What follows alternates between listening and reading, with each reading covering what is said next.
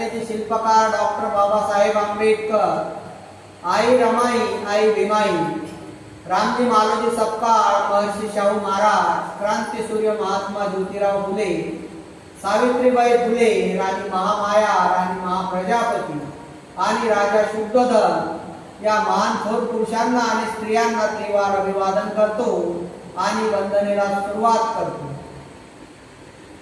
अरहं सम्मा संबुद्धो भगवान बुद्धं भगवन्तं कलिवादे